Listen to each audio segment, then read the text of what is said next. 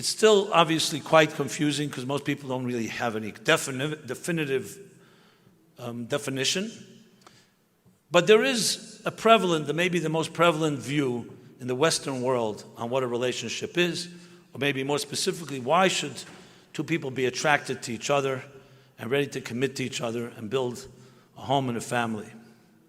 So again, I want to qualify. By no means is this an exhaustive discussion on every variation of the theories, but it's one good theory, it's a pretty predominant one, and I'll contrast that with what we'll call the Torah theory.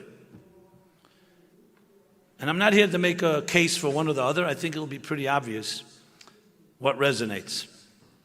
So the first model, I'll call it the Darwinian Freudian model.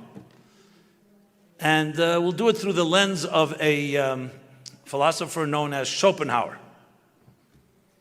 And what I'm going to say now will sound to you a little exaggerated, but it's not. You can look it up. And Schopenhauer writes, based on the theories of evolution, is this. The prevailing and the most powerful driving force in life, in every species of life, whether it's the vegetable world, the vegetation, the animal kingdom, or the human, is one word. The perpetuation of the species. Perpetuation. Because the cardinal rule of existence, sometimes called survival of the fittest, is that the species must perpetuate. If it doesn't perpetuate, it dies. That drives everything. And I'm sure you've read, you can read today in newspaper accounts, in articles, academic research papers, anywhere. Everything is explained with that. Why we choose the mates we choose. Why animals are always looking. The female are looking for the best genes. That's why they want the males to fight with each other to see who's more powerful. And the males look for the most nurturing genes. Everything. Even happiness. Even altruism is explained with this theory. Because for preservation of the species, or perpetuation of the species, we need to be kind to each other because we need to coexist. So everything is based on that principle. In Richard Dawkins' words, the great radical atheist, he says in his famous book, it's called The Selfish Gene. The selfish gene. The gene itself is selfish because all it cares about is me, me, me. And how am I going to perpetuate myself? How am I going to spread my seeds? So Schopenhauer, based on that, takes it to the logical conclusion. He says, okay, if that's the driving force, so let's get rid of all the smoke screens, and as unpopular and uncomfortable it may be, a relationship is actually a myth. It's all about getting male and female together to breed so the species can continue. And animals have it right. They do it efficiently, and that. Human beings have evolved into mutations, that's what he calls it, and it's a mistake of evolution. It turned into something that it should never have become. A whole process called courtship and romance. You know, by elephants or other animals, they don't need to say, hey, you want a drink? Or let's hang out, let's go to a museum, a movie, and all that, how much money has to be spent, and all the aggravations and all that. Is she interested in me? Is he interested in me? You know, the whole thing. They do what they have to do. They go through certain maneuvers, and that's it. Very efficient. The human race, we've turned this into a whole thing. Trillions of dollars. And the illusion, in his words, an illusion that we really care for each other. He says that's evolutionary trick to get two people basically to breed. And it became very inefficient because humans, their minds evolved too quickly. Their pride, they can't accept that there's just two bacteria mating. And they've turned it into a whole thing. And romance and flowers. Like that ad, that city, one of these credit card ads, where you see a woman gets a bouquet of flowers, and on top it says she's thinking, was it love or was it the miles? You know? So it's a whole process, and you all know everybody goes through it.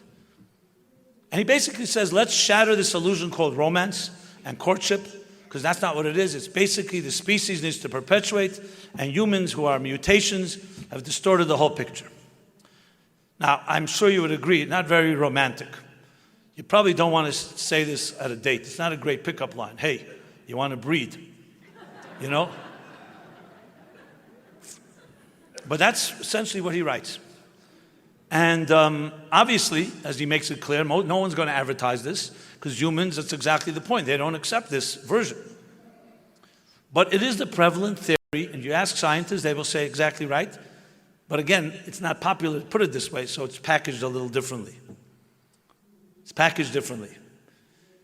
Okay, that's one model. Let's talk about the Torah model now. The Torah model, like a stark contrast, complete contrast, says it in a few succinct sentences in the beginning of the Bible, the beginning of the Torah.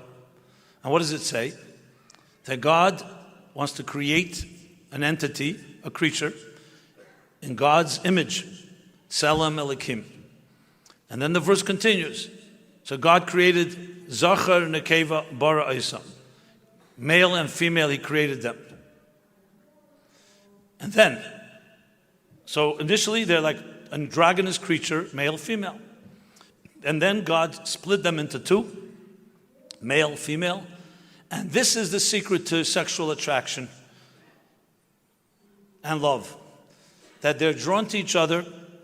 They leave their families and their homes. They're drawn to each other to reconnect to the other half, so to speak, so they can reconnect with a divine image, which is only possible when male and female join together as one flesh. And then, as an addition, completely unrelated to this first point, God bless them, they shall have children. That this sacred union will bear children. So, completely antithetical to the familiar stereotype that Jews are all about having children. It's the exact opposite. That's the evolutionary theory. It's all about perpetuation of the species. In Jewish thinking, in Torah thinking, love is an end in itself. The mere fact that two people join together is the most divine act we can do. Love is the kiss of God. And the embrace of male and female is the embrace of what we call soulmates, to reconnect to that higher unity. And there's serious and far-reaching implications of these two models, which I'll address in a moment. But think of this model. You tell me what resonates. Now, I know I'm biased. Obviously, I'm coming from this second model world. But you check it out yourselves, and it's pretty obvious what resonates, what we'd like to embrace. I can't prove that Model 2 is better than Model 1 in a scientific way, but it sure feels better, and it sure makes our relationships far more meaningful. And I would be very uncomfortable to have to tell my children that, hey, we're just breeding, and I don't really love you. It's just a perpetuation of a species. I don't even think, and we all would agree that it's not even healthy. So that alone tells you if it's not healthy, then maybe it's not real, if that's the attitude. So here we have two models, and here are the implications. Model number one, the key thing is, it's all selfish. It's all about me. Model number two, it's the exact opposite. It's all about you, because it's transcendence. I can't become greater than myself if I just perpetuate myself. But if I have another part, and both of us together need each other, and both of us complement each other, and both of us connect to a higher transcendent reality, only when we're joined together, then it's about me becoming greater than myself. It's a very different reaction, very different way of looking at love. Love is about giving, about learning to become greater than yourself, not becoming more of yourself. That's one key difference. And there are others as well. So, you will probably remember the book, Men Are From Mars, Women Are From Venus. Very popular. Everyone laughed. So many resonating little anecdotes. But it also had a lot of stereotypes. It was a little too entertaining for my personal taste. But there was another book later written, and I recommend it. It's by Deborah Tannen. It's a series of books, actually. How Men and Women Communicate. Men and Women Talk. It's a lot, that really a different level. So I'll just share with you one thing, which is very interesting. So here's a hypothetical scenario. It's not so hypothetical, as you'll soon see. And based on your laughter, we'll know how it accurately portrays the reality. So husband comes home from work, hard day's work, comes home, and his wife says, so, honey, how was your day? The response, monosyllabic, good. It was good. Anything else? No, it was good. exactly what he said yesterday and 2 days ago and 2 years ago, since they began their marriage almost, except, I guess, after the honeymoon. Good. Then he asks her, and what about you, my love? How was your day? And she starts going on to all the details, how she put this one in place, and she finally stood up for herself, this, coffee break, tea break, and all that. Every detail. And of course, the more she shares, the more he's dispensing unsolicited advice. Because he thinks if she's sharing, that means she wants my advice. And I told you should have always put him in his place, whatever it is, I see only the women are laughing at that. Okay. Good. And they go out to dinner. It's not over. It gets more exciting. They go out to dinner with friends, another couple. And at dinner, suddenly he comes alive. He starts talking about all his conquests and all his successes that day, and how he made this move and this sale, and it goes on bragging about everything that he accomplished that day. The more he's bragging and the more the other couple is impressed, the quieter his wife becomes and the angrier she becomes. And he keeps going on and on till a point where everybody sees the deafening silence of his spouse is very clear, very loud. You ever deal with the silence of your spouse, of a woman? What do you think is worse, a tantrum or is it silence? Of course silence, because tantrum, at least you know what she's thinking. Okay. So there it is, the silence. It's very clear something's wrong. He has no idea, because he doesn't have a clue. They say about computers, are they masculine or feminine? So one of the arguments that a computer is masculine is because it's full of data, but it's clueless. So he's clueless, and there she is, real angry, and he has no idea. And she starts making with her eyes, she was signaling to him. So they go out to the powder room or whatever. She says, I want to go home. We're having a great time. The main course hasn't even been brought. And I want to go home immediately. What happened? With everything beautiful. We're sitting, beautiful dinner, beautiful place. He has no idea. I'm going home. Either come with me or you stay. Obviously, he's not staying. So they come back with some cockamamie excuse, some emergency, and they're off.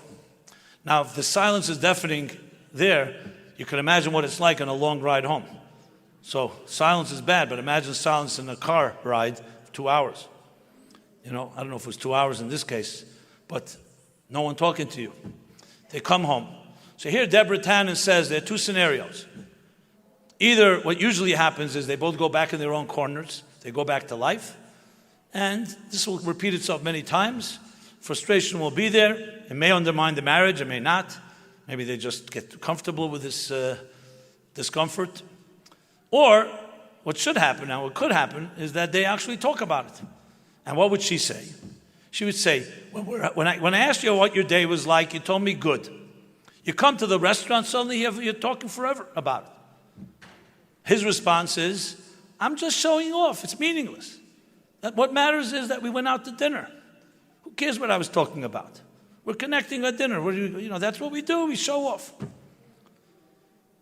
For the woman, she says, when I shared with you what my day was like, you're giving me advice. All I want to do is share with you. I love you. I want to share my day.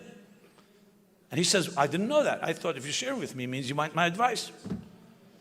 And she concludes and says, basically, that men and women communicate differently. This is her theory. Because they grow up differently. Boys bond, little boys bond by doing things together. They play war, they play this, they play that. And girls bond by talking to each other. So the talking itself is a connection, is the environment, it's a relationship. Men, with this talking, if they do talk, they think it's about, you want my advice, you want my opinion, because you think I'm smart or something. And for a woman, talking is a relationship. For a man, it's actions. They went out to dinner, it doesn't matter if we don't talk. The fact we're just sitting, the man thinks that's an intimate connection. Or as they like to put it, that's not her words, but somewhere else it says, others say, that for women, love is a state of being, a noun. And for men, love is an action, a verb. Now I'll tell you this, Many men who read her book come home to their wives and say, you know what, I'm not so bad. I'm all like all other men. We all say good, you know? And in a way, there's a truth to it. The fact is we'd like to transcend that and be able to, the man should be able to talk a little more and the woman should be able to understand the man's perspective. But I just thought it was a very powerful insight. And how many other things are there that when you cut again to the core of who we are, you discover a whole new take on love and relationships. So let me go back to what I was saying in the two models. So I would call the two models almost the difference between a body-like model and a soul-like model. So here, in New York, where I originate from, I was invited to give a class at a thing called Learning Annex. It's like adult educational informal groups throughout over the city. Not a Jewish organization. A lot of Learning Annex groups. And my topic they gave me was, is there love forever after? Okay, beautiful question. So there were around 50, 60 people, probably evenly between men and women, clearly some couples. And I opened up the discussion. I said, so anybody here believes in love forever after? Without exaggeration, one woman, young woman, raises her hand. She believes in it. No one else did. Now, I wasn't surprised they don't believe in it. I was surprised that they would acknowledge it, especially when they're sitting there with their spouse. You know, that sounded a little odd to me. At least fake it, you know. Okay, so I started asking them, so tell me, so what would be the reason? Why not? Sounds so beautiful. So one guy just puts it really bluntly. He says, it's fantasy. It's the matter of movies, books. Nothing lasts forever. Not the food we eat, not the money we make, not our looks, not everything erodes, deteriorates, ages, and perishes. And a few others concurred. They all seem to agree with that, which is what I wanted to hear, actually. So I said, so you're absolutely right. So why would suddenly love last forever? Why? One thing of all things that we do as mortals last forever. Okay. So I said, you're right. But here I want to introduce another ingredient into the equation. So generally speaking, in relationships, you talk about compatibility. So there's three basic compatibilities that everybody can relate to. One is physical compatibility. Two people are attracted to each other, physically, sexually.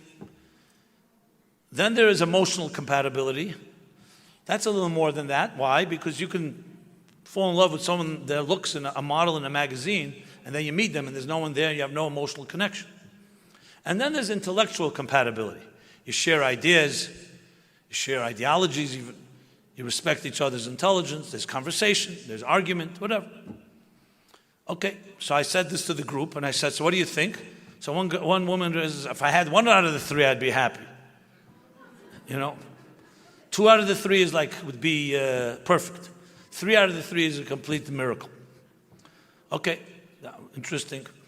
So I said, well, let me throw in a fourth. We're already there, might as well throw in a fourth ingredient.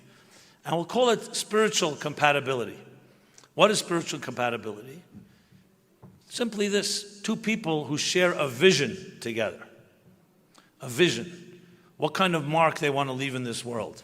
What kind of home they want to build. What kind of children. When people come into their environment, what vibe do they want to give off? That's the fourth. And the fourth is completely different than the first 3. The first 3 are important. They're vital. But the first 3 are subject to the laws of mortality, because physical looks change, emotional interests change. Sometimes you actually get bored with something you're used to, and you look for another emotional stimulation. And intellectual interests change. But the fourth does not. A vision is something that is enduring. How you manifest that vision can change. But you look at any couple, and I've studied, I've witnessed it, I've seen in my own family. People who God bless them with long life, may be married 60, 70 years. They may be 90 years old, but they have a certain sparkle. I'm not saying everyone, but they have. And you look at what do they have others don't have? They share something that's more than that's beyond and transcends the things that change. Their vision of life never changed, and they still connect on that level, just as when they were 20-year-old sweethearts. And everybody in that room, as skeptical and cynical as they were, completely embraced this. As a matter of fact, the guy that was most cynical said to me, what you said was very powerful. The only thing I wonder is how come no one ever told this to us? That's exactly right. No one ever told this to us. We're left, as I said at the outset, on our own. You're thrown into a world, relationships. Now you go figure it out. Which teenager can figure anything out? And the hormones are working, the attraction is there, and it's not like you could just sit down and go, okay, I'll go for a course on love and relationships and then I'll get back to you. So we're thrust into it, and then once we experience it, and we lose our innocence, so to speak, then whatever happens, happens. And if you're lucky, you're lucky. And if you grew up in a good home, as I mentioned, a good nurturing environment, great. And if you didn't, too bad. And then all kinds of things happen in the relationships. But imagine if we could train and educate our children from the youngest of age, obviously when they're capable of understanding. Well, they're even capable from the earliest age by seeing nurturing, loving parents. So if they saw all these four compatibilities, but especially the fourth, from the youngest age, and then you teach it to them very deliberately, not just by accident or you expect them to go find it somewhere. It's a whole different way of looking at the human being. Because you know what other thing they'll be exposed to is the other model. Because that's what's taught in the schools, and that's essentially by osmosis is the prevalent way of thinking. Not that everyone's going to read Schopenhauer or Darwin, but that's the general mood. Relationships equate with commitment, equate with sanctity. Ask most people in the Western world, not necessarily. Why should a relationship equate with commitment?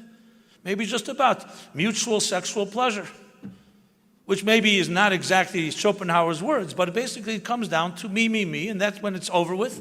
Why should I be committed? I know a guy, he came to me so proud, he says, I finally mastered a relationship where I have no commitment. So I said, really, that's very admirable. What does she think about it? She says she doesn't know yet, Okay, beautiful. Now I understand if there's commitment and nothing else, you need to have the other compatibility. But at the end of the day, what Judaism really teaches us is an unbelievable gift. It's not even a religious concept.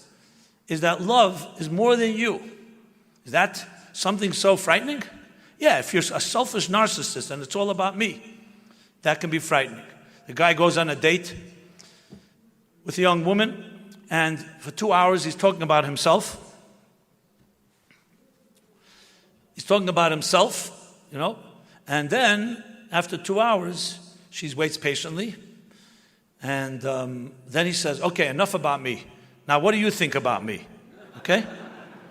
So there you have two levels of narcissism. The first one, he talks about himself, and then this narcissist thinks he's actually being benevolent because he's giving her equal time to talk about him.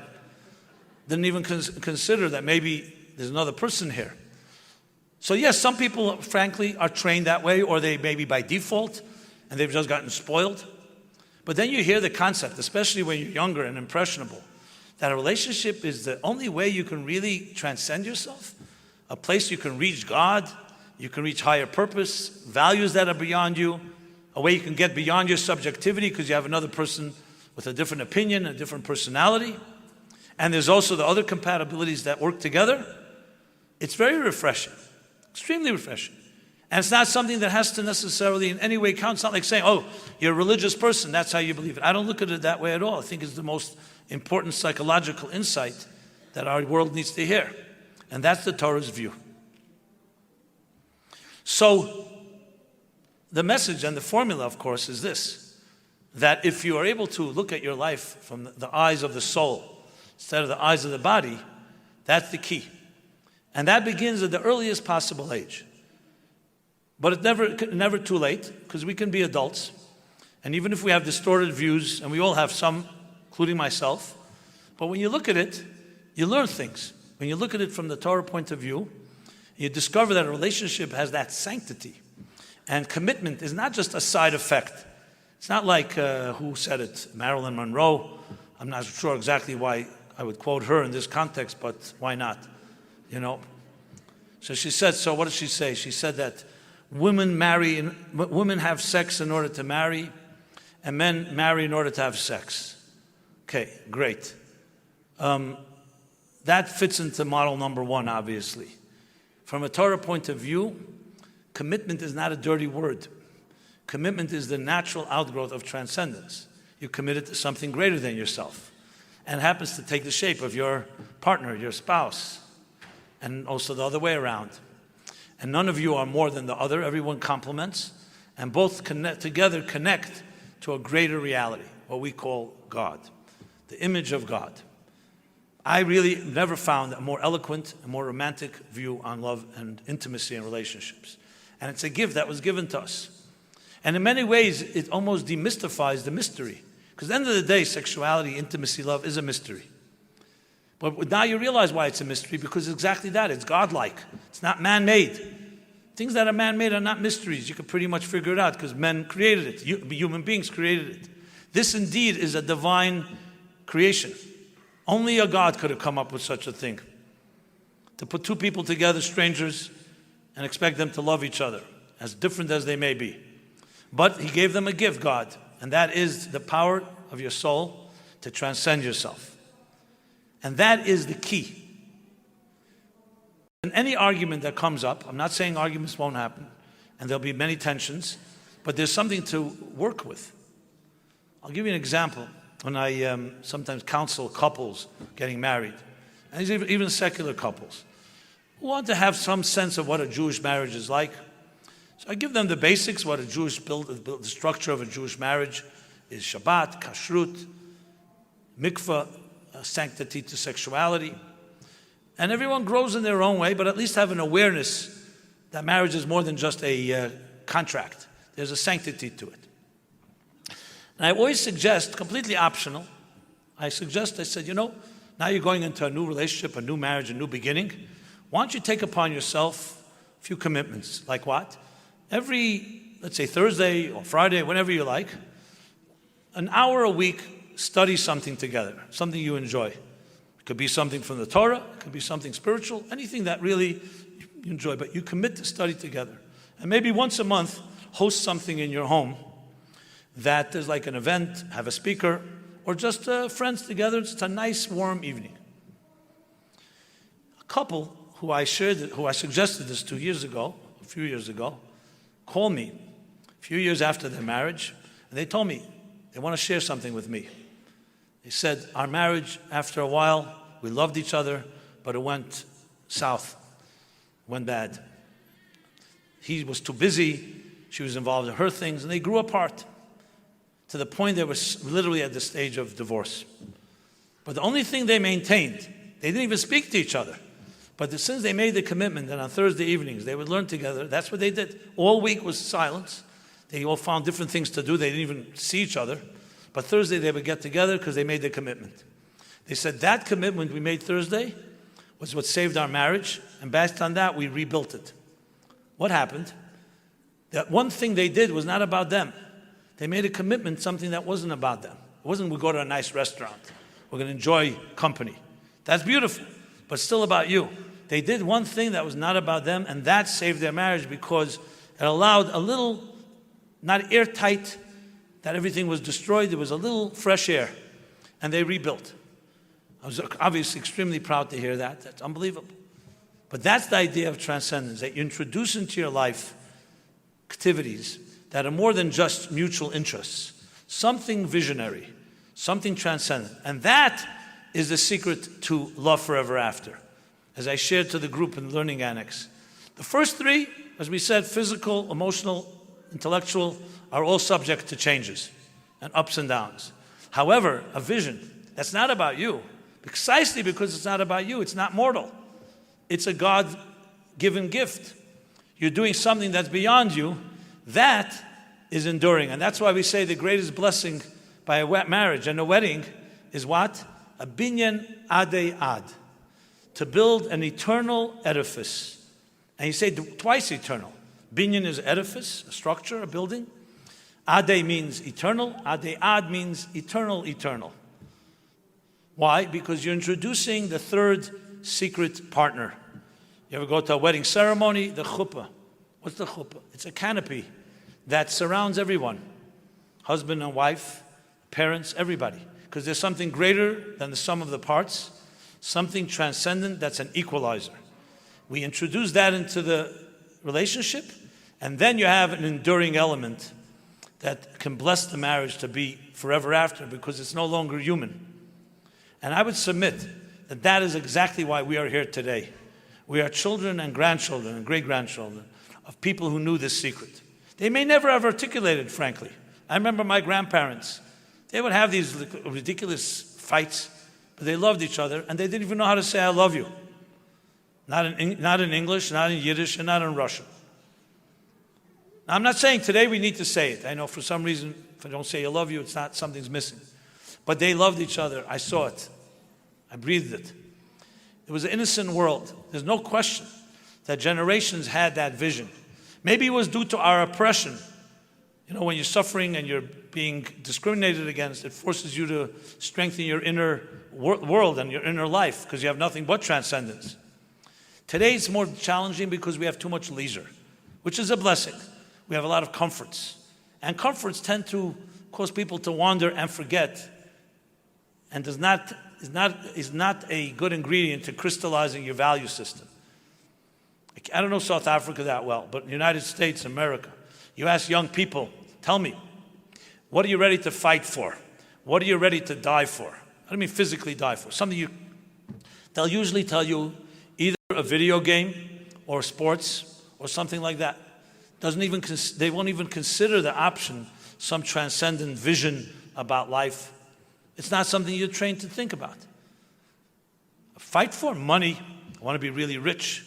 Why? I could do everything. I mean, it's almost primitive if you think about it. So yes, in times of difficulties, you tend to crystallize your values. And today, with ease, we're comfortable. We've learned the art of doing nothing. There's a guy sitting on a bench, an old Jew, and he's all depressed. His friend comes over and says, "So Yankel, why are you so depressed today?" "My wife is very angry at me." "What's new?" "She's always angry at you." "No, today's something special." "What happened?" "This morning, she was going to work. She asked me, 'What are you going to do today?' And I said, 'Nothing.'" Another monosyllabic answer. "Nothing."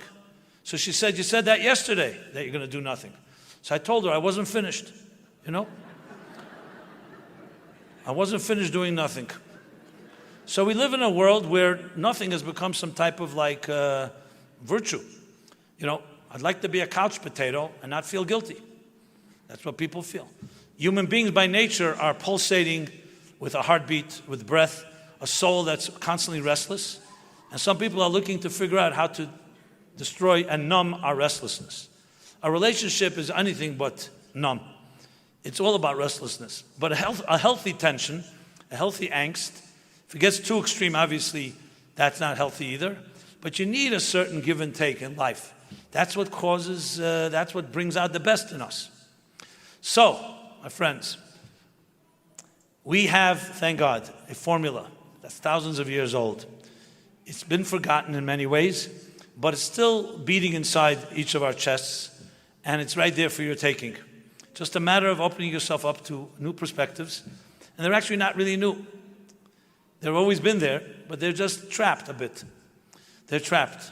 And whoever you are in your life, whether you are in a good relationship, this message has a tremendous way of enhancing it, because relationships have to always be maintained and grow. And if you're in a bad relationship, do not give up. There is always hope, because the soul is beating inside you, and the same within your spouse. You have to maybe have a third party to help get beyond the immediate and try to reintroduce or introduce for the first time the transcendent, that fourth level of compatibility. Everybody, by birthright, has a right to have a vision and is capable of finding one. It's not as complicated as you think. What's complicated is our routines. We're used to things.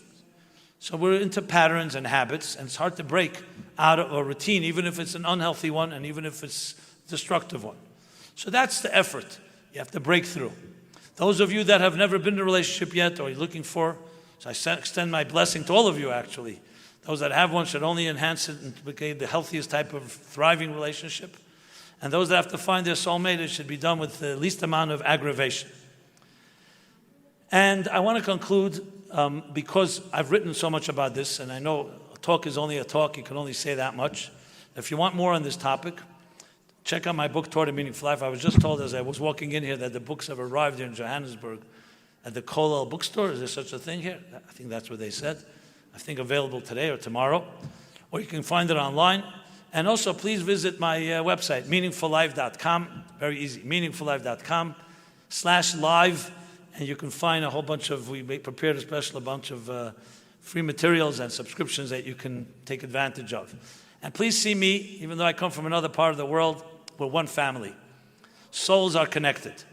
You know, bodies separate us. And for me, it's the greatest honor to be able to intersect with the journey of other people's souls. It's been very gratifying to be here for that reason. That's how I always look at things, that every community has its powers, and to meet new people or people I know, and just have that majestic synergy of different ways of looking at things, and yet we're all part of one larger picture. That's a vision way of looking at life. It's been a great pleasure and honor, so I want to thank you all for that. And as I said, I hope that each of you find your spiritual destiny and find the person to share that journey with you, and realize there's much more to life than the immediate instant gratification, that you have a great, great mission and a great, indispensable contribution to make to this thing called the history and the story of life. Thank you very much.